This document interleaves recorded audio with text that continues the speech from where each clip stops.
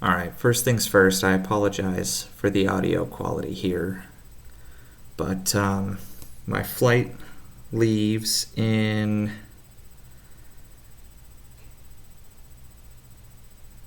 7.5 hours, and I am almost finished packing everything. My anxiety is through the roof. I just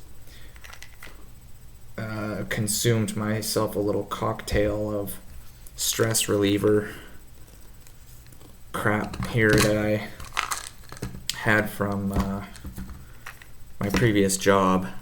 That was a stressful endeavor too, but not quite like this. I'm not sure why I did not test fit my backpack before, but I am realizing that I was very overambitious on what I thought I can bring with me. I'm looking at my laptop, my tablet here, and wondering where the hell they're gonna go.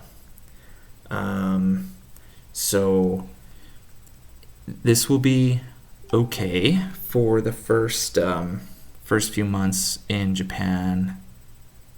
Mostly, I'm not going to be doing any backpacking right away, so that's fortunate.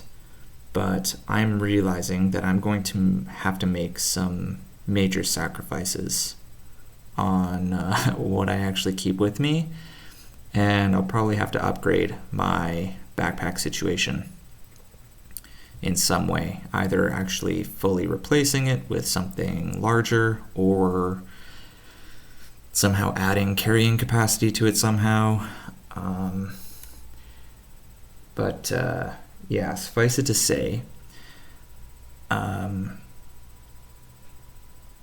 last night there was a series of events where I was checking into my flights, and I realized as I was checking in that the reservations I made did not accommodate for overhead luggage. And due to the nature of the reservations being self-transfers, the flights weren't actually connected on the carrier side. One of the flights had its layover time reduced to under an hour. So I was in a situation where now I was only able to bring my personal item, something that can fit under the seat, not in the overhead compartment. It's a smaller item. And I may not be able to even make my flight, like plane, like going from one plane to the other plane in a single airport. So in a bit of a panic, I canceled the reservation. And my sister said, well, hang on, I could send you your main bag through like FedEx or something. Like, yeah, that's a great idea. It would cost whatever, $100, $150 or something. Just ship the whole thing with all of the stuff in it. And, express it, and it'll get there when I get there or a little while after, whatever, doesn't matter. And then I can just bring my little carry-on bag and pick up whatever I need on the other side. Great idea, but I already canceled. So I quickly called and tried to reverse the cancellation. That wasn't working. So push came to shove, I wound up having to basically get new flights. And that's kind of worked out in my favor now. It cost significantly more than the original flights, but the new flight is with a nicer airline, and I get all aisle seats, so that's nice. And I can also check a bag, and that checked bag will have there's still obviously some small risk of something like that getting lost, but with the flight itinerary actually being like the airline has all of the flights linked, they take a certain amount of responsibility to make sure that everybody who needs to transfer from the first flight is able to make the second including getting their bags. So right now I'm considering whether or not to overfill my main backpack, the Canyon 65, and check it. I might wind up having to check it anyways because I'm realizing when I put my trekking poles in there that they don't really fit within the height restriction for the carry-on luggage. So I'm kind of thinking in my head, well, I could maybe finagle my way out of it by telling them at the gate that I can take the poles out and store them separately in the overhead compartment, and they don't really take up much space, like, because the compartment is designed so they have their restriction on the size so that so many people are able to fit their bags up there, and then there's always some extra space. So I'm kind of thinking I could get around it that way, but I might have to check them anyways, and if I have to check them anyways, then why not just fill it and then check it. My ticket includes checked bag anyways, so that's what I'm racking my head over. However, now I have this new stress in my mind regarding once I do start getting to the parts of this adventure where I'm going to actually be hiking and be away from villages or towns where I can resupply for extended periods of time. And this backpack is going to be my lifeline, that a lot of the things that I'm wanting to bring with me just aren't going to be able to stay with me. And I kind of understood this, but I guess I kind of thought that it wouldn't be as bad. But it's really bad. Like,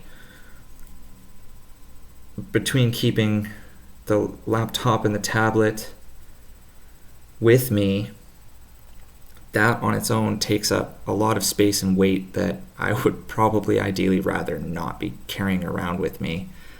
I could consider just downgrading to only using the tablet, but the functionality there is very limited, and it being a mobile device, for one of the nice benefits of the laptop, in my mind anyways, is when you're researching or like making flight reservations, as a keystone example, having a computer with a full feature web browser is really nice.